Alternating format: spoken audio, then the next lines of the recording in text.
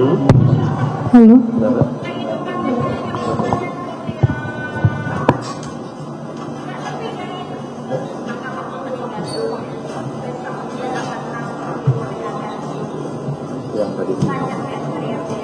Skor dicabut. Silakan Pak, kami beri waktu maksimal 30 menit ya. Terima kasih Yang Mulia. Assalamualaikum warahmatullahi wabarakatuh. Bismillahirrahmanirrahim. Kami langsung kepada ahli, yang terhormat ahli.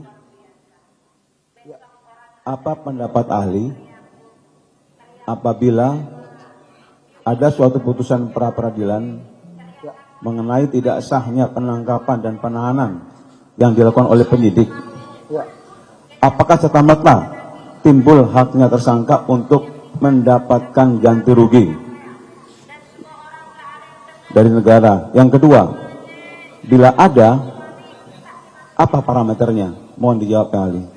Baik, Yang Mulia, izin menjelaskan bahwa jika ada putusan pra-peradilan yang kemudian putusan pra-peradilan itu membatalkan tindakan penyidik berupa penangkapan dan penahanan, apakah bisa mengajukan tuntutan ganti kerugian? Secara normatif di dalam pasal 173 KUHP, maka pra-peradilan itu membuka ruang itu. Jadi pra-peradilan itu adalah lembaga atau kewenangan yang diberikan oleh kepada pengadilan untuk melakukan pemeriksaan terhadap salah satu sah atau tidaknya penangkapan dan penahanan, termasuk tuntutan. Saya katakan tuntutan, bukan gugatan. Tuntutan ganti kerugian akibat salah penangkapan dan penahanan itu. Izin saya bacakan Yang Mulia secara normatif di dalam pasal 173. Dikatakan ayat 1, tersangka, terdakwa atau terpidana berhak menuntut ganti rugi karena ditangkap, ditahan, dituntut, diadili, atau dikarenakan tindakan lain tanpa alasan yang sah berdasarkan undang-undang, atau karena kekeliruan mengenai orangnya, atau hukum yang diterapkan.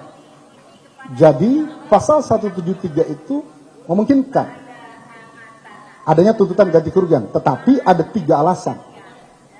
Saya batasi Yang Mulia, 3 alasan itu. Yang pertama adalah apabila tindakan penyidik itu, 1, melanggar undang-undang atau tidak sesuai dengan undang-undang. Yang kedua, berkaitan dengan personnya, orangnya. Bukan dia yang harusnya ditangkap, bukan dia yang harus bertanggung jawab secara pidana. Yang ketiga, ada peralasan hukum bertentangan dengan hukum. Jadi 3 itu. Sehingga itu yang bisa saya jelaskan kaitan dengan masalah tuntutan ganti rugi. Tidak serta-merta tuntutan itu dibayarkan oleh negara akibat perbuatan itu, tapi harus melalui mekanisme yang namanya pra-peradilan. Nah, sehingga dapat dinilai apakah tuntutan ganti kerugian melalui pra-peradilan tadi itu dilihat alasan hukum kenapa hakim memutus ini salah nahan. Apakah melanggar undang-undang? Misalnya begini Yang Mulia, seseorang itu ditahan ada alasan undang-undangnya, alasan normatifnya. Pasal 100 ayat 5. Misalnya dipanggil 2 kali tidak datang. Ada upaya melarikan diri, menghilangkan barang bukti. Ada beberapa alasan. Dan ada alasan tambahan. Misalnya ditahan karena memang berkas perkara akan dilimpahkan. Karena pasal 7 junto huruf J, kalau ayat 1 huruf J yang lama sekarang harus jadi huruf O, atau pasal 8 ayat 3 itu dinyatakan bahwa ketika penyidik akan melimpahkan berkas itu ke penuntut umum, dia wajib menyerahkan tersangkanya. Maka itu bisa dilakukan. Artinya secara undang-undang jika itu dilakukan, maka perbuatan itu sudah sesuai dengan undang-undang. Kalau tidak sesuai dengan undang-undang, maka bisa diminta ganti kerugian. Yang kedua, misalnya begini, berkaitan dengan personnya, orangnya. Artinya bahwa bukan dia pelakunya, bukan dia yang harusnya ditahan, gitu kan? Nah, makanya saya katakan bahwa penyidikan adalah satu rangkaian tindakan penyidik. Artinya rangkaian itu dari mulai dia mengumpulkan bukti, menetapkan tersangkanya, lalu melakukan tindakan upaya paksa, penyitaan, penahanan dan sebagainya. Itu rangkaian suatu perbuatan, tidak bisa dipisahkan. Itu jelas, itu berkaitan dengan bukan dia orangnya. Nah, artinya ada salah tangkap. Nah, itu bisa mengajukan pra peradilan tuntutan ganti kerugian. Atau yang tadi, melanggar hukum misalnya. Melanggar hukum artinya begini yang mulia. Hukum itu lebih luas daripada undang-undang. Sehingga parameternya adalah, kalau saya berdasarkan literatur yang ada, misalnya dalam doktrin negatif Wetelic Stelsel, keyakinan hakim. Hakim boleh menemukan hukum, rechtfinding namanya. Karena hakim lebons de la law. Hakim juga bisa memeriksa hukum yang hidup dalam masyarakat. Tetapi hakim tetap ada parameternya yang mulia. Keyakinannya pun harus berdasarkan undang-undang. Sehingga boleh saja di luar itu, tetapi harus berdasarkan undang-undang. Jadi itu dibolehkan. Sehingga tergantung dari pertimbangan hakim ketika memutus salah tangkap dan salah paham tadi. Demikian yang mulia.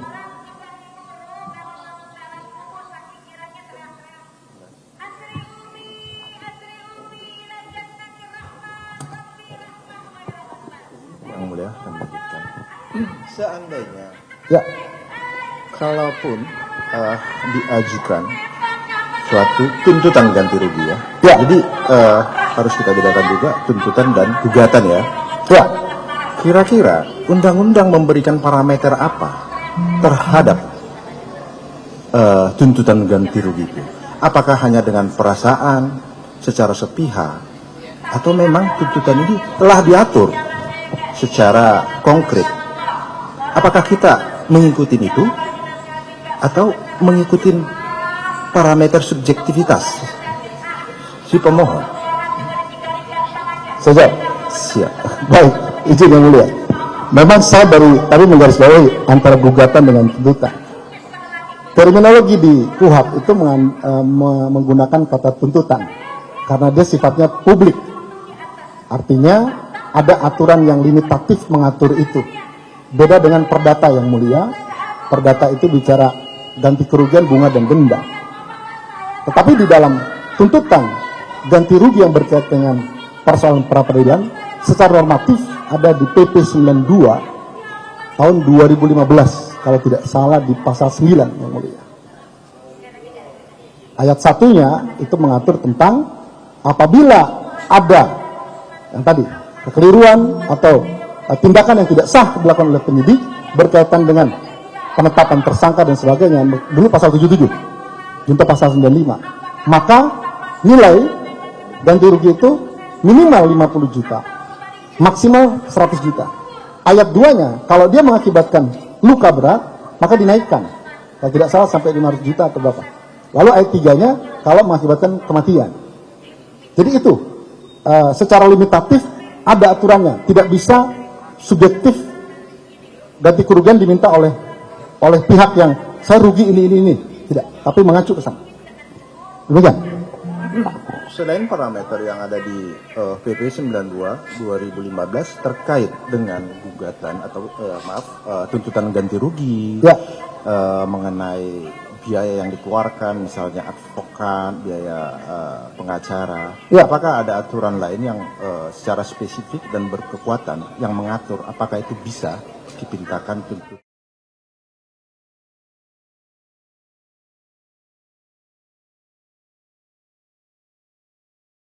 2015. Tapi jika ada tuntutan menghitung, hitungannya macam-macam, material, imaterial, lalu ada penggantian biaya advokat misalnya. Khusus untuk biaya advokat yang mulia, izin, kita punya putusan MK nomor 77 tahun 2020, di mana itu ditolak permohonannya dengan pertimbangan bahwa ganti kerugian untuk mengganti biaya advokat itu tidak bisa dilakukan karena sifatnya private, hubungan antara lawyernya dengan kliennya, tidak bisa dibebankan kepada pihak lain untuk itu. Itu kalau tidak salah pertimbangan dalam putusan MK 77 tahun 2020, sehingga komponen itu tidak bisa dimasukkan dalam ganti kerugian. Yang bisa dimasukkan hanya yang bersifat material saja, dan itu bisa dibuktikan secara konkret, secara nyata, tapi berkaitan dengan alasan kenapa kemudian itu dinyatakan salah nahan. Yang tadi saya katakan, artinya formulanya harus tepat sesuai dengan PP 92. Demikian. Lanjut yang mulia. Saya mohon penjelasan makna dari pasal 163 atau interpretasi ahli terhadap pasal 163 ayat 1 huruf F. Mohon dijelaskan saudara ahli yang kira-kira bunyinya seperti ini. Dalam hal putusan pra-peradilan menetapkan upaya paksa yang dilakukan oleh penyidik atau penuntut dinyatakan tidak sah. Hal lain yang terkait dengan upaya paksa tersebut agar dilakukan pemulihan dalam jangka waktu paling lama 3 hari setelah putusan pengadilan. Nah itu satu. Yang kedua di ayat 3-nya, isi putusan selain memuat ketentuan sebagaimana dimaksud pada ayat 2 juga memuat hal-hal sebagai berikut. Ayat 3 di huruf B, dalam hal putusan bahwa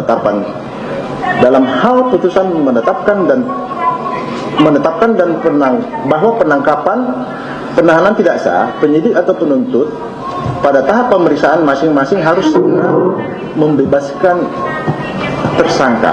Apakah ini adalah salah satu konsekuensi dari suatu putusan yang dianggap bahwa penangkapan penahanan tidak sah? Apakah ini termasuk suatu konsekuensi? Mohon dijelaskan ahli. Baik, izin yang mulia. Saya menafsirkan begini. Dalam suatu proses penyidikan ada namanya upaya paksa, pasal 89. Artinya salah satunya adalah penetapan tersangka, nahan, nangkap, nahan, nyita, geledah dan sebagainya. Saya katakan tadi itu tindakan satu rangkaian yang mulia.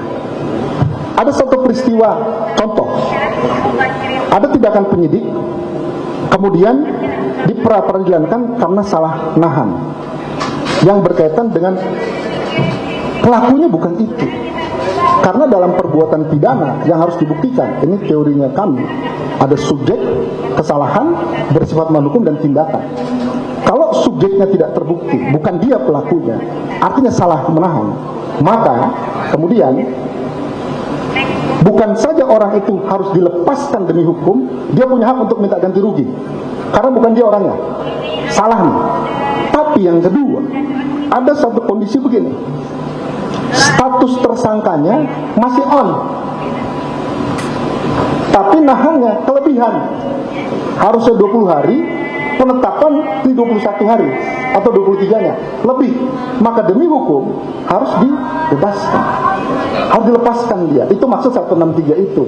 Artinya ada salah penahanan. Nah, pembebasan tersangka dalam penahanan itu menurut saya yang mulia, itu bagian dari kompensasi sebetulnya, konsekuensi logis daripada perbuatan yang dilakukan oleh penyidik karena keliru dalam rangka menahan itu. Prosedur. Ya. Terima kasih yang mulia. Pertanyaan kami lanjutkan. Ya. Pertanyaan pertama, mohon ahli menjelaskan tentang ganti kerugian terkait jasa advokat. Apakah jasa advokat ini memang diatur, pernah dalam praktek ganti kerugian ini pernah terjadi, atau memang ada batasan tertentu, atau sama sekali tidak menjadi objek atau dasar penghitungan ganti kerugian? Saya jawab. Ya, baik. Menegaskan yang mulia, tadi setelah saya singgung soal ganti kerugian yang dihitung mengganti biaya jasa advokat, itu ada putusan MK nomor 77 tahun 2020 kalau tidak salah. Itu salah satu advokat mengajukan judicial review atau uji materi ke Mahkamah Konstitusi yang berkaitan dengan itu. Tetapi akhirnya ditolak. Pertimbangan penolakannya, kenapa itu ditolak? Karena tidak mungkin biaya penggantian advokat itu dibebankan kepada pihak lain. Karena itu hubungannya private, perdata antara klien dengan advokatnya. Yang saya baca sekilas itu yang mulia. Sehingga jika ada alasan permohonan ganti kerugian mendalilkan mengganti biaya advokat, maka itu bertentangan dengan putusan MK itu. Ya boleh. Baik, yang mulia, izin ahli kami bertanya selanjutnya terkait dengan ganti kerugian yang tadi sudah dijelaskan oleh ahli. Ya. Dalam hal pokok perkara yang terkait ganti kerugian, Ya. di mana beberapa upaya paksa menjelang tahap kedua Ya. dikoreksi oleh suatu keputusan pra peradilan. Misalnya, Ya. tidak sahnya penangkapan dan tidak sahnya penahanan. Ya. Akan tetapi perkara pokok ini berlanjut sampai ke pengadilan untuk sementara berhenti karena alasan rapid sedang berproses. Nah, kami ingin ahli menekankan tentang aspek ganti kerugian, Ya. hubungannya dengan pokok perkara. Baik, saya jelaskan, Yang Mulia. Jadi, saya kembali ke tadi penegasan. Kapan penyidik boleh menahan? Oke, pasal 100 ayat 5 kalau tidak salah ada A sampai J kalau nggak salah. Jadi itu ada aturannya, dipanggil 2 kali sebagainya. Tapi ada syarat tambahan. Misalnya pasal 7 dulu huruf J, sekarang huruf O di Undang-Undang 2025 ada pasal 8. Salah satu yang Bapak tadi sampaikan bahwa ketika pasal 8 itu misalnya gini, setelah penyidik melimpahkan berkas ke penuntut umum, maka penuntut umum meminta untuk diserahkan barang bukti dan tersangka. Nah, biasanya tindakan penyidik melakukan penahanan supaya tidak terjadi persoalan untuk itu, sehingga boleh itu dilimpahkan ke kejaksaan dengan status bahwa ini dalam penahanan untuk memudahkan proses. Kalau istilahnya P21, proses pemeriksaan nanti di persidangan, itu dibolehkan. Nah, jika terjadi ternyata penahanannya tidak sah, dikaitkan dengan ganti kerugian, ada 2 jawaban saya. Yang pertama, tidak serta-merta menghentikan status tersangkanya karena objeknya hanya berkaitan dengan salah penangkapan. Artinya perkara boleh saja dilanjutkan. Yang kedua, konsekuensi hukumnya kita lihat yang tadi aturannya tadi, alasan undang-undang, pribadi orang atau hukum. Maka seseorang itu hanya diberikan yang tadi pasal 163, dia dibebaskan, dilepaskan dari tahanannya. Apakah punya hak untuk menuntut ganti kerugian?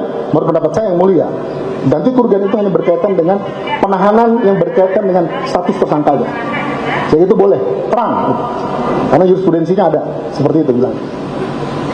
Saya lupa nomornya. Demikian. Baik, terima kasih ahli. Ya. Mohon izin kami lanjutkan yang mulia. Mohon izin ahli izin bertanya.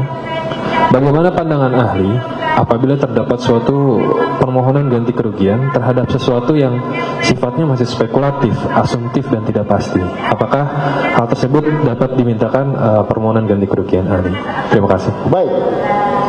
Izin yang mulia, karena perspektifnya adalah tuntutan bukan gugatan, maka tidak boleh sifatnya potensi.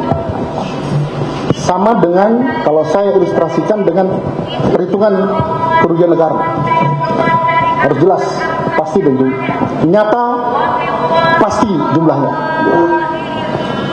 Menurut saya tidak boleh.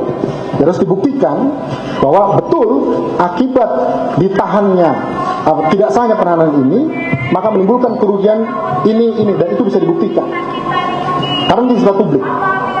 Beda dengan perdata. Perdata boleh imaterial. Maka imaterial saja dinilai dengan uang. Demikian.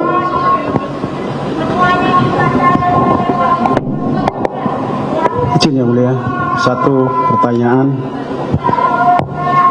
Bagaimana menurut ahli, pra peradilan merupakan forum yang tepat untuk mengadili kerugian imaterial terkait nama baik, ataukah kerugian imaterial akibat reputasi yang harusnya diuji melalui mekanisme gugatan perbuatan melawan hukum? Mohon pencerahannya ahli. Ya. Ini agak luas yang mulia kalau bicara dokter, tapi saya batasi kaitan dengan masalah pra peradilan saja. Karena on rest matters overhead that itu juga salah satu kewenangan TUN sebetulnya, gitu ya. Tapi itu perdebatannya panjang. Kaitan dengan pra peradilan, misalnya sudah katakan tadi, bedakan antara tuntutan ganti kerugian, karena undang-undang bilang, dan atau rehabilitasi. Yang saudara sampaikan tadi itu berkaitan rehabilitasi. Kenapa itu rehabilitasi? Kalau itu pemulihan nama baik. Artinya dibolehkan seseorang, misalnya, mohon maaf, ada si A, dia menjadi tersangka, kemudian dia ditahan dan sebagainya, lalu ditemukan bukti bahwa ternyata bukan dia pelakunya, akhirnya penahanan itu tidak sah, maka dia bisa mengajukan tuntutan ganti kerugian dan rehabilitasi. Bukan hanya dia bisa minta kompensasi, tetapi dia harus dipulihkan nama baiknya, misalnya pakai penetapan hakim, karena pelaksanaan oleh penetapan hakim, artinya dipublikasikan bahwa orang ini memang tidak bersalah dan sebagainya. Jadi itu dalam peradilan punya kewenangan itu, sehingga itu berkaitan dengan masalah kedudukan dia sebagai tersangka, itu berkaitan dengan itu. Demikian.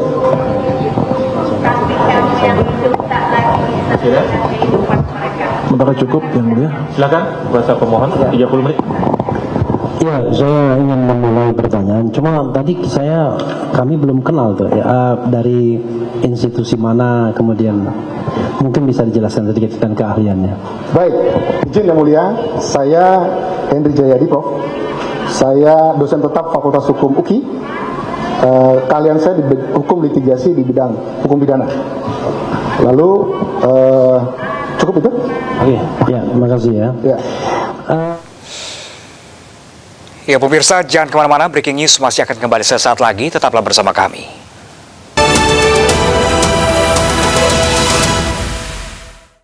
Diadili atau dikenakan tindakan lain tanpa alasan yang sah, ya, berdasarkan undang-undang, satu ya, atau karena kekeliruan mengenai orangnya, atau hukum yang diterapkan. Ya. Nah, dua pertanyaan saya adalah, tadi Anda mengatakan bahwa yang bisa menuntut ganti rugi itu kalau salah tangkap. Personnya seharusnya bukan dia, tapi dia ditangkap, kan ada 3 alasan tadi: melanggar undang-undang, kemudian personnya, dan kemudian alasan bertentangan dengan hukum. Ya. Nah, tapi apakah pasal 173 ini mengindikasikan bahwa hanya salah tangkap? Karena di sini dikatakan tersangka, terdakwa atau terpidana. Karena pemohon adalah tersangka, itu satu pertanyaan, ya. Ya. Jadi pemohon tersangka dan kemudian ditangkap, ditahan, digeledah sebelumnya, dan kemudian dinyatakan itu tidak sah penangkapannya melalui putusan pengadilan. Itu satu. Ya. Sebelum dilanjutkan Pak, tadi jawabannya tidak hanya itu. Tidak hanya karena salah tangkap orangnya, tetapi juga karena kesalahan hukumnya. Kan gitu Ya, ya. tapi nanti karena saya ingin kepastian apakah ini sifatnya kumulatif atau alternatif. Oke, kalau begitu, itu karena dia bilang silakan. 1, 2, 3 gitu. Silakan. Ya, kumulatif atau alternatif. Ya. Yang kedua adalah mengenai seolah-olah ya, apakah benar bahwa ganti rugi itu sifatnya hanya didasarkan pada undang-undang? Karena di sini, karena ada yang beranggapan begitu ya, terutama dari pihak termohon, wah ini undang-undang. Tetapi di sini dikatakan atau karena kekeliruan mengenai orangnya atau hukum yang diterapkan. Nah, hukum yang diterapkan itu apakah termasuk vonis pengadilan atau putusan pra peradilan sebelumnya yang memang mengatakan itu tidak sah? Itu saja sebagai pembuka. Silakan. Baik, izin menjelaskan. Yang mulia, kalau kita cermati pasal 173 ayat 1, ada kalimat bunyinya begini: tersangka, terdakwa, atau terpidana berhak menuntut ganti rugi karena ditangkap, ditahan, dituntut, diadili, atau dikenakan tindakan lain tanpa alasan yang sah berdasarkan undang-undang, atau karena kekeliruan mengenai orangnya, atau hukum yang diterapkan. Jadi sebelum saya jawab pertanyaan saudara, saya perlu tegaskan bahwa tersangka, terdakwa, atau terpidana berhak menuntut ganti rugi karena ditangkap atau ditahan, dituntut, dikenakan tindakan lain tanpa alasan yang sah. Artinya kedudukan tersangka itu melekat terhadap tindakan aparat negara melakukan penahanan dan penangkapan. Melekat dia, tidak bisa dipisahkan. Makanya saya setuju yang saudara katakan tadi. Harus dilihat pertimbangan hakim dalam memutus salah tangkapnya karena apa. Oke, sebentar. Apakah ini alternatif kaitan dengan tidak sah karena melanggar undang-undang, atau karena personalnya, atau karena hak hukum? Maka saya akan jawab karena menggunakan kata atau, maka ini bersifat alternatif. Yang kedua, apabila ada alasan hukum muncul dalam putusan pra-peradilan sebelumnya, maka perlu dikaji. Karena hakim itu bukan pertimbangan undang-undang yang mulia, pertimbangan hukum. Hakim punya hak untuk menilai hukum yang hidup di dalam masyarakat. Sehingga boleh-boleh saja hakim mengeluarkan putusan berdasarkan hukum. Yang tadi, hukum itu harus dia lebih luas dari undang-undang, tapi ada parameternya. Ada, dia tidak boleh melanggar kepatutan, kesusilaan, ketertiban umum, bahkan undang-undang itu sendiri. Demikian yang mulia. Tambahan satu lagi. Ya. Soal respending tadi ya. Ya. Ada PP yang saudara sebutkan, saudara ahli sebutkan tadi, yang membatasi jumlah. Ya. Dalam konteks respending, ya, menurut saudara ahli, Ya. apakah hakim bisa melakukan terobosan penemuan hukum yang terkait dengan jumlah ganti rugi itu yang barangkali tidak sama persis dengan apa yang diatur dalam PP 2015 tersebut? Itu pertanyaan saya. Baik. Le Bon de la loi. Hakim mulut undang-undang. Dalam praktek hakim boleh melakukan respending. Tapi izin yang mulia, saya tetap pada keterangan saya menyatakan bahwa apapun yang dilakukan oleh hakim dalam putus perkara dengan alasan menemukan hukum yang hidup dalam masyarakat, itu tidak boleh bertentangan dengan undang-undang. Kalau undang-undangnya secara limitatif mengatur tentang ganti kerugian, maka hakim harus mengacu ke sana. Walaupun ada negatif Catholic stelsel, ada keyakinan, tetapi keyakinan juga harus mengacu kedua. Harus mengacu kepada undang-undang yang mengatur tentang pembuktian itu. Demikian, itu jawaban saya.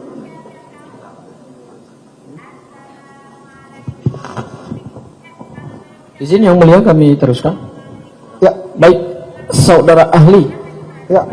Pertanyaan saya yang pertama kepada saudara ahli. Dari 3 alasan yang tadi saudara kemukakan di persidangan bahwa seorang tersangka mempunyai hak untuk menuntut ganti kerugian atas dasar 3 hal. Ya. Yaitu tindakan penyidik salah dalam menerapkan undang-undang, kemudian yang kedua bertentangan dengan hukum, dan yang ketiga adalah salah orang yang ditangkap. Ya. Saya ingin fokus kepada pasal yang tadi dikutip oleh saudara ahli, pasal 105. Karena tadi saudara menyatakan bahwa tuntutan ganti kerugian juga bisa karena salah menerapkan undang-undang. Dan saudara kutip berdasarkan pasal 105, yaitu soal Pasal 100 ayat 5. pasal 100 ayat 5, mohon maaf, Ya. pasal 100 ayat 5 ya. Ya.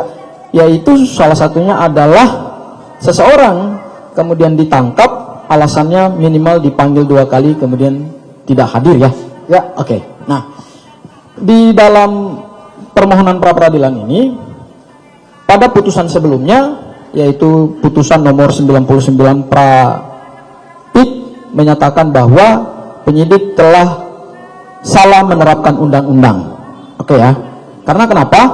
Karena pemohon ditangkap karena sebelumnya tidak pernah dipanggil 2 kali dan kemudian selalu hadir dan melaksanakan semua ketentuannya. Ya.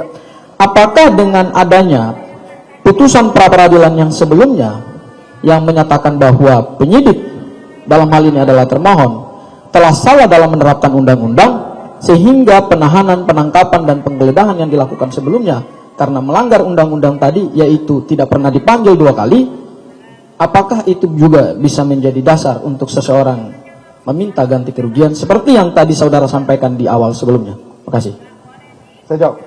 Baik, izin yang mulia menegaskan kembali bahwa alasan penyidik melakukan penahanan itu ada alasan yang sifatnya yang tadi objektif yang mulia. 2 kali dipanggil tidak datang, artinya tidak kooperatif. Lalu kemudian dengan alasan itu maka kemudian hakim pra-peradilan menyatakan bahwa penahanan yang dilakukan penyidik melanggar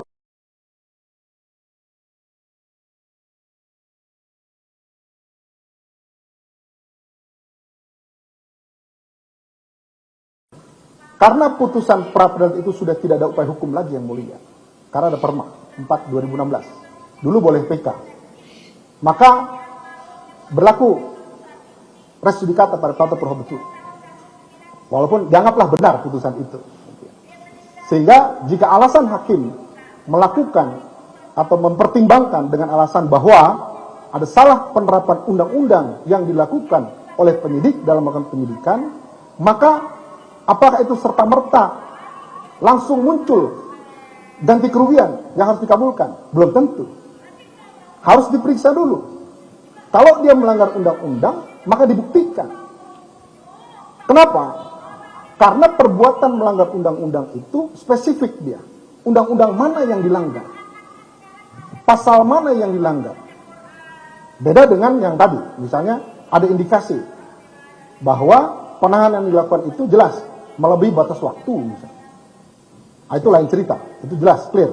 Tetapi sesuatu yang bisa diperdebatkan, maka itu bisa dibuktikan. Apakah itu muncul hak? Belum tentu. Ini pendapat saya. Kita boleh berseberangan untuk hal ini. Pendapat saya, yang boleh dimintakan ganti kerugian karena marwahnya di pasal 173 itu kaitan dengan tersangka, terdakwa atau terpidana ditahan, tapi salah nahan. Saya menafsirkan bahwa penahanan itu berkaitan dengan status tersangka, terdakwa dan terpidana ini. Kalau ternyata bukan dia yang harusnya bertanggung jawab atas perbuatan hukum itu dan mengakibatkan dia ditahan akibat itu, maka muncul hak untuk minta ganti rugi. Tetapi kalau penahanan itu hanya dilakukan karena memang yang tadi undang-undangnya sifatnya subjektif, apakah serta-merta bisa? Belum tentu, saya katakan.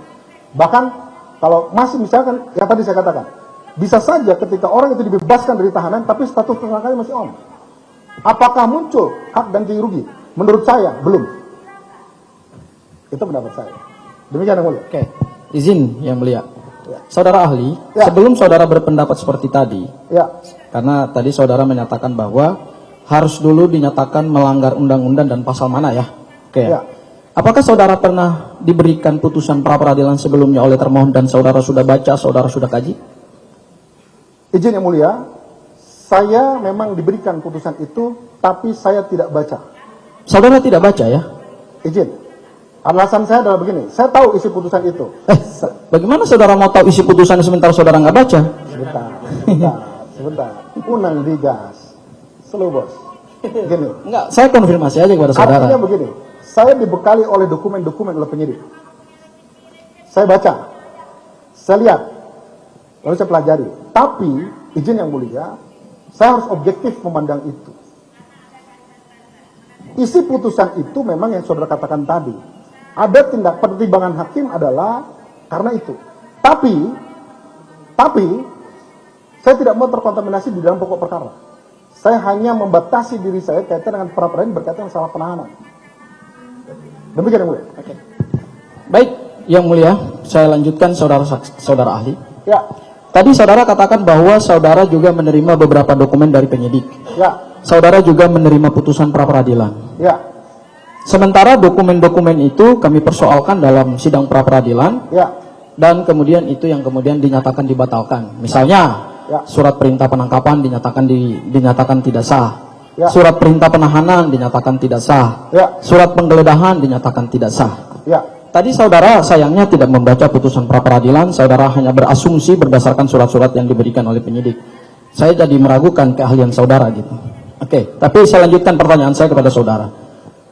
Dalam putusan pra-peradilan jelas dinyatakan bahwa termohon telah melanggar Kitab Undang-Undang Hukum Acara Pidana.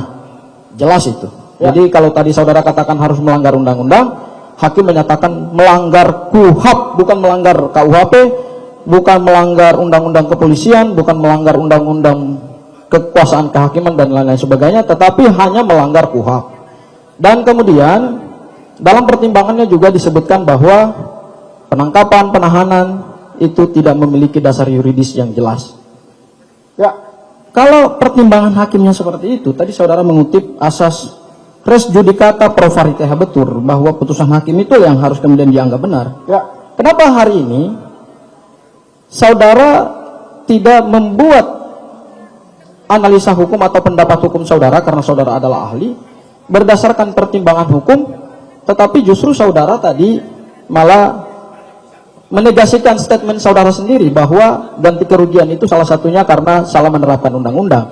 Ya. Dan putusan pra peradilan jelas menyatakan bahwa penyidik telah salah menerapkan undang-undang. Ya. Nah, jadi yang mana nih yang saudara pakai sebagai dasar pendapat saudara? Apakah hanya pada dokumen-dokumen penyidik saja saudara percaya penyidik, ataukah juga saudara akhirnya tidak percaya juga terhadap putusan pra peradilan atau pertimbangan hakim, sementara saudara katakan res judicata pro varietate habetur? Mohon saudara ahli jelaskan. Baik, izin yang mulia. Saya tegaskan kembali bahwa saya membatasi diri saya supaya saya tidak masuk dalam pokok perkara. Kalau ternyata alasan hukum yang saudara sampaikan sesuai dengan ketentuan hukum, saya menyampaikan di sini, saya tidak bisa menilai putusan hakim. Saya punya kode etik. Saya tidak bisa menilai perbuatan salah orang lain kemudian mempublikasikan. Ya, izin saudara ahli sebentar. Sebentar, saya potong sebentar aja. Maksudnya saudara masuk ke pokok perkara ini pokok perkara pidananya kah? Atau pokok perkara peradilan, pra peradilan, sementara yang kita sidangkan adalah pra peradilan, bukan pokok perkara perbuatan pidananya. Jadi apa yang saudara maksud dengan pokok perkara saudara nggak masuk di situ? Betul, saya jelaskan dulu. Makanya saudara tangkap penjelasan saya, baru saudara berasumsi. Yang pertama, Saya tidak berasumsi, saya bertanya kepada saudara ahli. Sudah, tidak usah berdebat. Silakan lanjutkan dulu, dengarkan dulu. baik, yang pertama, yang mulia, hakim memiliki alasan hukum bahwa tindakan penyidik itu melanggar undang-undang. Kenapa? Karena ini. Saya tidak punya kapasitas menilai itu. Karena saya junjung tinggi asas res judicata itu. Saya bicara di persidangan ini berdasarkan undang-undang. Kita bedah pasal 173 berdasarkan keahlian saya. Apakah kemudian itu akan berpengaruh kepada putusan? Itu tergantung yang mulia. Saya hanya bercerita menjelaskan tentang hal-hal normatif yang ada dalam pasal 173. Kewenangan untuk meminta ganti kerugian. Tapi berkaitan dengan faktanya, putusan itu adalah, jadi hal material itu bukan hal material. Unsur-unsur pidana itu terpenuhi, tidak. Saya tahu batasannya. Karena dalam pra peradilan yang diperiksa adalah syarat formil. Sehingga saya tidak bisa menilai putusan itu yang mulia. Demikian yang mulia. Baik, saya lanjut ya, saudara ahli ya. Kalau saudara tidak bisa menilai putusan pra peradilan, padahal sebenarnya di dalam ilmu hukum kita mengenal ada yang disebut dengan eksaminasi putusan. Putusan boleh diuji kok oleh para ahli. Tapi karena saudara kan dihadirkan di sini bukan saksi, saudara adalah ahli. Tapi ya sudahlah, saudara karena tidak baca putusan pra peradilan ya sudah. Saya lanjut kepada pertanyaan yang lain. Pertanyaan saya berikutnya adalah soal tuntutan ganti rugi, saudara ahli. Tadi saudara mengatakan bahwa jasa advokat tidak bisa dituntut berdasarkan putusan Mahkamah Konstitusi nomor 77 tahun 2020 ya. Ya, Saya bertanya dulu kepada saudara ahli, saudara pernah baca putusannya? saya baca resumenya saja. Apa resumenya yang saudara baca? Bahwa permohonan advokat berkaitan dengan ganti kerugian yang berhubungan dengan kompensasi atau kerugian yang diterima dari pihak lain, maka itu tidak bisa, tidak dikabulkan oleh Mahkamah Konstitusi. Oke. Apakah yang saudara baca itu kaitannya dengan pengujian undang-undang mana atau pasal mana sehingga saudara bisa menjadikan itu sebagai dasar rujukan? Saya menilai undang-undang advokat. Bukan, maksud saya apakah itu berkaitan dengan ranah judicial review atau JR terhadap KUHP, kemudian undang-undang advokat, ataukah itu berkaitan dengan perdata? Berkaitan dengan keperdataan. Pasal berapa yang diuji? 1365. Oke, baik. Ini berarti saya akan tanya. Ya. Karena ganti kerugian ini ranahnya adalah ranah pidana, Ya. apakah suatu yang tadi saudara katakan ada gugatan, Ya. kemudian ada tuntutan. Ini kan sifatnya adalah tuntutan ya, saudara ahli ya? Ya. Oke, baik. Sementara putusan Mahkamah Konstitusi nomor 77 tahun 2020 itu kaitannya dengan penafsiran mahkamah terhadap ketentuan perbuatan melawan hukum yang diatur dalam pasal 1365 KUH Perdata. Ya. Ya, oke. Apakah suatu pertimbangan hukum yang dalam ranah hukum perdata kemudian bisa juga digunakan dalam ranah hukum pidana. Silakan saudara ahli. Karena ini pra peradilan ranahnya ranah hukum pidana. Baik, saya disclaimer dulu yang mulia tentang cross eksaminasi. Betul yang saudara katakan tadi, bisa dinilai, tapi forumnya bukan ini. Cukup sampai di situ. Yang kedua, pertanyaan saudara tadi, 1365 Kau Perdata, onres terkedat, perbuatan melawan hukum yang akibat kesalahannya maka bisa dimintakan ganti rugi, bahkan dalam penafsirannya bunga dan denda bisa dimintakan. Tetapi MK pada saat itu menolak bahwa tuntutan ganti rugi itu yang berkaitan dengan fee advokat. Itu dalam ranah perspektif perdata, saya setuju. Karena objeknya adalah 1365. Tapi yang mulia, bicara perbuatan melawan hukum, perspektifnya bukan hanya perdata, tapi bisa saja ditafsirkan, ini pendapat saya, kita boleh berseberangan, bisa ditafsirkan sebagai tolak ukur dari majelis hakim ketika memeriksa suatu perkara. Ganti kerugian misalnya. Ada PP 92 2015, limitatif mengatur angkanya. Oke, bisa dipakai, bisa. Bahkan wajib dipakai karena itu undang-undang. Lalu kemudian ada ganti kerugian kaitan dengan jasa advokat. Ini perspektifnya perdata, betul. Kenapa? Dari marwahnya saja, hubungan advokat dengan klien itu ada hubungan keperdataan. Gak bisa dibawa ke pidana, apalagi dituntut di pidana. Itu pendapat saya. Karena perspektifnya perdata, udah tepat putusan MK itu 1365 itu, karena itu perspektifnya perdata. MK saja menolak diperdatakan, apalagi dimintakan dalam pidana. Bidangnya pun beda yang mulia. Sehingga tidak tepat kalau itu dimintakan dalam tuntutan pidana. Dalam perspektif pra peradilan yang mulia pasti. Demikian jawaban saya. Baik, saudara ahli, saya lanjutkan lagi. Ya, Dalam tuntutan ini ada juga adalah tuntutan imaterial. ya, Tuntutan imaterial. ya, Di dalam perdata juga dikenal tuntutan imaterial. ya, Tuntutan yang berkaitan dengan kedudukan seseorang, subjektif memang, Ya. Karena itu sebenarnya namanya imaterial, tidak bernilai. Nilainya bisa berapa saja. ya, Apakah juga dalam tuntutan pidana, ya, karena tadi saudara ahli menyandarkan juga pada perspektif perdata, ya, dan imaterial itu adanya dalam gugatan perdata, ya. apakah juga kita bisa meminjam perspektif perdata seperti yang tadi saudara sampaikan, supaya kita agak konsisten nih ya, jadi supaya kita jangan milih-milih ya. Apakah juga perspektif perdata dalam perhitungan ganti kerugian itu juga bisa dipakai juga untuk tuntutan ganti rugi dalam salah tangkap, salah tahan, dan salah geledah? Baik, saya jawab yang mulia. Justru ganti kerugian dalam tuntutan pidana itu sifatnya imaterial, Pak. Seseorang ditahan. Sifatnya imaterial ya? Ya, Oke, baik. dia ditahan, hilang kebebasannya. Maka dia minta ganti kerugian. Mungkin perhitungannya, karena saya ditahan, saya nggak bisa dagang. Harusnya penghasilan saya sekian-sekian. Itu boleh-boleh saja. Supaya memudahkan perhitungannya. Karena gugatan imaterial pun sama, dinilainya dengan uang. Walaupun yang disakiti hatinya atau badannya, gitu kan. Jadi itu boleh, sah-sah saja. Kalau dalam gugatan atau tuntutan ganti kerugian membuktikan yang imaterial. Oke, baik saudara ahli. Makasih saudara atas pendapatnya, sudah dicatat oleh panitera.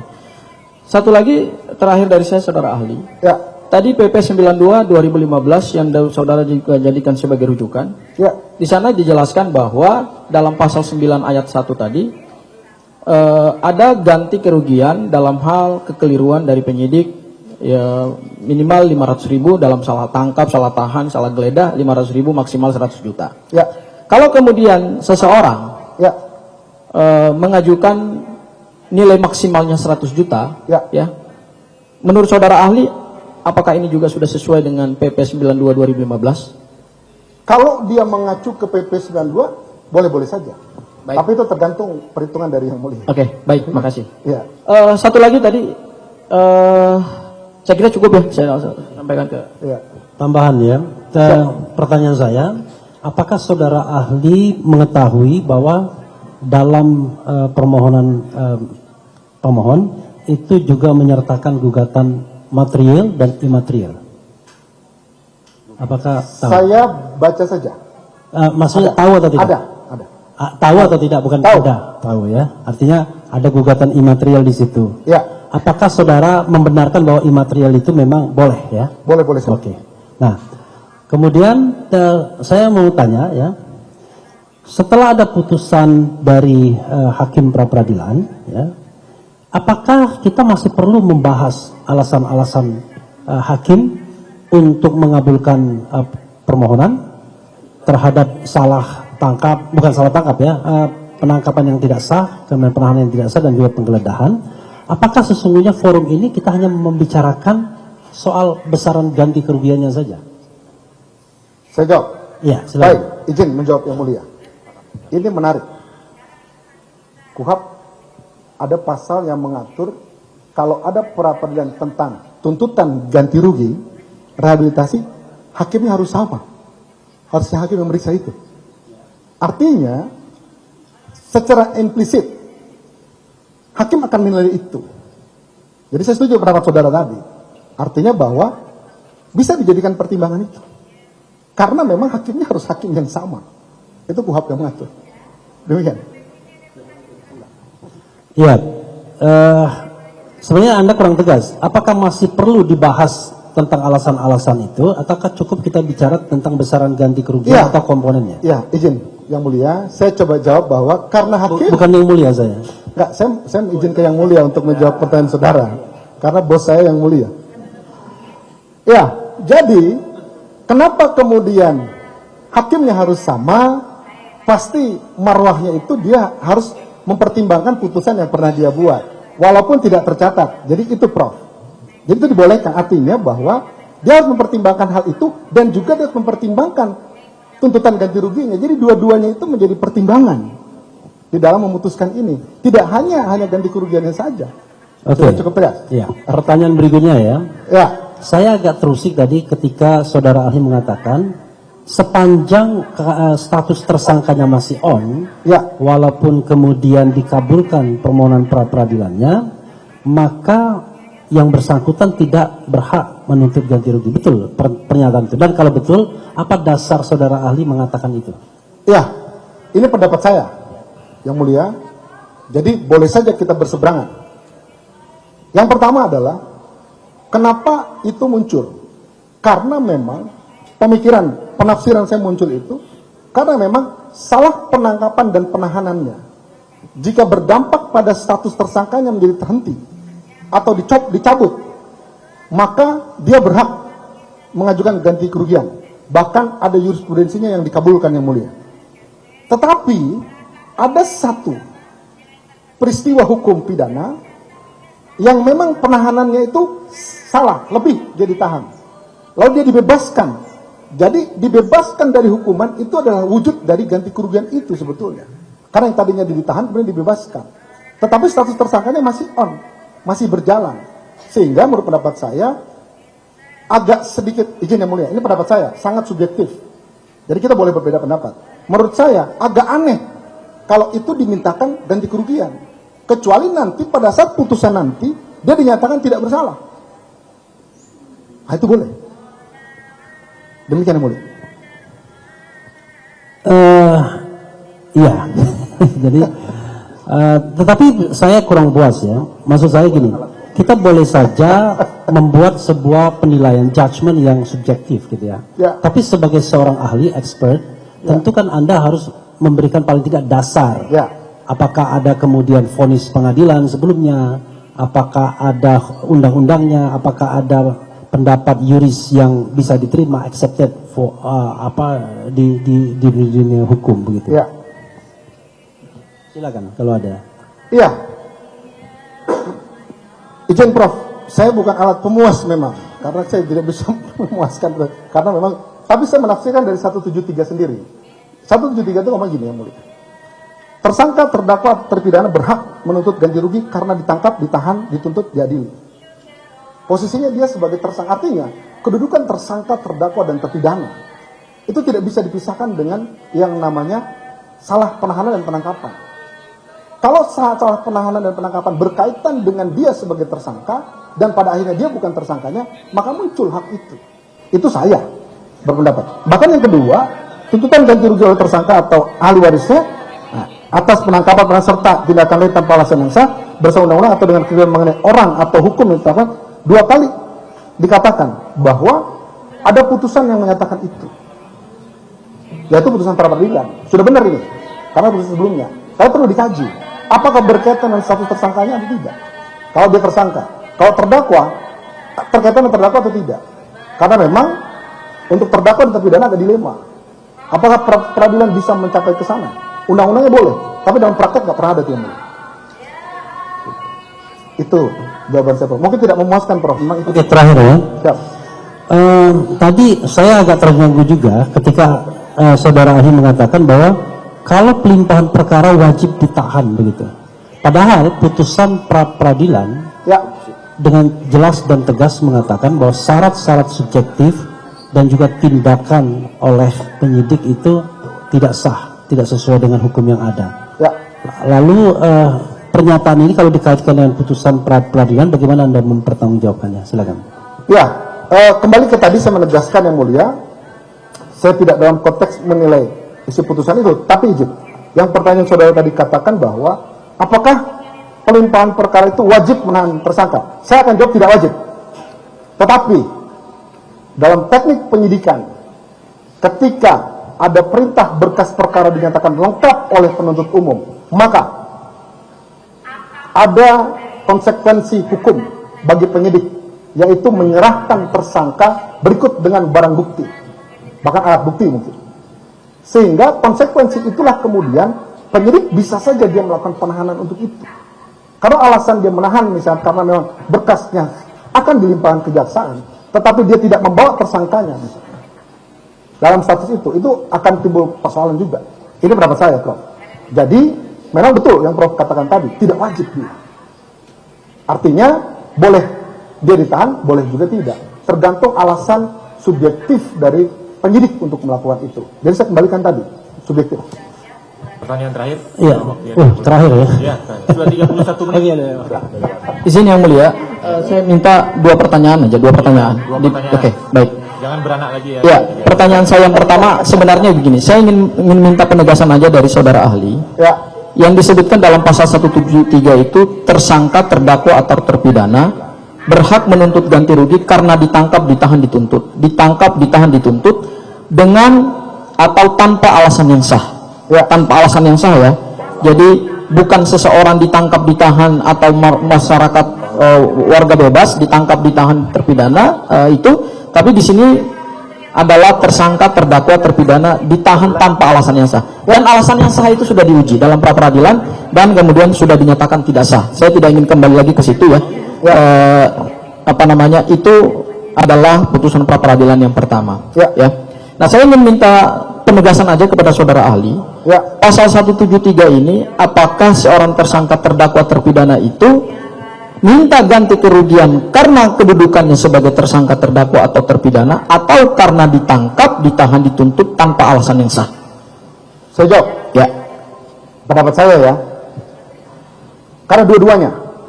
Saya katakan tadi, saya tetap konsisten pada jawaban saya. Dia salah ditahan, salah ditangkap. Karena memang kedudukan dia sebagai tersangka. Berpengaruh terhadap kedudukan dia sebagai tersangka. Sehingga tidak alternatif.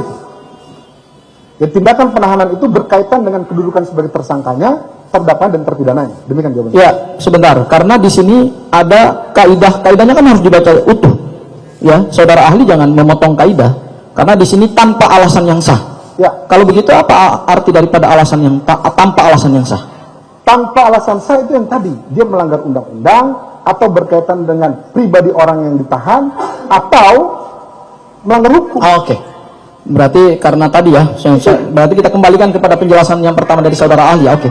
Saya pertanyaan lagi terkait dengan tadi saudara katakan ditanyakan oleh termohon bahwa dalam meminta ganti kerugian maka tidak boleh ada spekulasi atau tidak boleh ada asumsi dalam perhitungan nilai ya. Ya. Oke.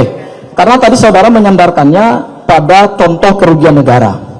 Artinya kerugian negara itu harus clear, jelas berapa nilai kerugian negara. Ya. Nah, karena tadi saudara ahli membandingkan perhitungan opportunity loss ya, atau kehilangan kesempatan dengan nilai kerugian negara yang harus nyata, jelas angkanya. Saya ingin tanya dulu kepada saudara ahli. Saudara bisa jelaskan apa yang dimaksud kerugian negara dalam Undang-Undang Nomor 1 Tahun 2004 tentang perbendaharaan negara?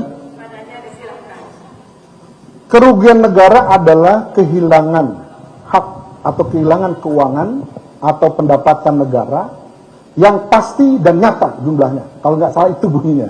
Ya, saya bacakan kepada saudara ahli ya, yaitu berupa kekurangan uang, surat berharga dan barang atau sesuatu yang pasti jumlahnya. Ya. Oke. Sementara dalam ganti kerugian, ini kan sesuatu yang belum terjadi. Jadi bagaimana saudara bisa membandingkan dengan kerugian negara yang nyata-nyata sesuatu itu sudah terjadi, sementara seseorang ditangkap, ditahan, dia kehilangan opportunity loss ke depan. Bukan pada saat dia ditangkap, ditahan, kemudian dia kehilangan kesempatan secara finansial, tetapi kan dihitungnya setelah ditangkap, ditahan, ditaruh di penjara atau di sesuatu ruang yang dia tidak bisa melaksanakan aktivitasnya. Di situ kan perhitungan nilainya berbeda dengan kerugian negara. Kerugian negara itu kan terjadi setelah seseorang melakukan tindak pidana korupsi, ada nilai kerugiannya, sementara salah tangkap, salah tahan, opportunity loss-nya kan hilangnya ke depan. Jadi bagaimana saudara bisa membandingkan perhitungan ganti rugi di dalam perkara salah tangkap, salah tahan dengan asumsi saudara atau pendapat saudara dengan cara menghitung kerugian negara yang harus nyata dan pasti berdasarkan Undang-Undang Nomor 1 Tahun 2004 tentang perbendaharaan negara gitu. Ya, saya jawab. Ya, baik. Izin yang mulia. Saya menyatakan tadi bahwa dalam meminta ganti kerugian ada mekanisme yang namanya actual loss. Sesuai dengan undang-undang, saya ambil contoh tentang tipikor, karena harus nyata dan pasti jumlahnya. Itu bisa menjadi komponen permintaan karena bisa dibuktikan actual loss. Lalu saya juga menyatakan tadi dalam gugatan, tuntutan ganti kerugian itu sifatnya apa? Imaterial. Saya setuju dengan saudara tadi bahwa tapi imaterial itu bukan berarti dihitung sembarangan bicara tentang potensial loss. Satu ekor babi ibunya ditabrak orang, maka satu kandang harus ganti karena babi ini nanti akan punya anak. Nggak begitu perhitungannya. Jadi yang namanya imaterial itu boleh saja didasarkan pada perhitungan yang pasti dan nyata jumlahnya. Undang-undang tipikor tadi. Atau diasumsikan karena sifat imaterial, karena saya di dalam harusnya saya berdagang. Satu hari penghasilan saya sekian. Tapi karena saya ditahan, hilang itu. Itu walaupun sifatnya imaterial yang mulia karena tindakan penahanan. Tapi hitungannya kan clear. Bukan kemudian saya berdagang, ketemu sama ini, sini, sekian. Kan nggak begitu. Yang mulia paham sekali itu, saya yakin. Yang mulia. Ya, cukup ya. Sudah cukup. Terakhir satu aja. Sudah. Oke, baik. Terima kasih yang mulia. Aduh, seru soalnya yang mulia. Sudah. Saudara termohon tadi tidak menggunakan waktunya penuh. Seandainya ada satu pertanyaan, saya izinkan. Kalau cukup, sudah kita selesai. Sudah cukup ya? Sudah cukup ya. Saya lihat saya perhatikan ya, itu sudah berputar-putar di sana. Sudah. Terima kasih Saudara ahli. Terima kasih yang mulia. Keterangan. Baik. Sudah boleh meninggalkan. Baik, terima kasih yang mulia.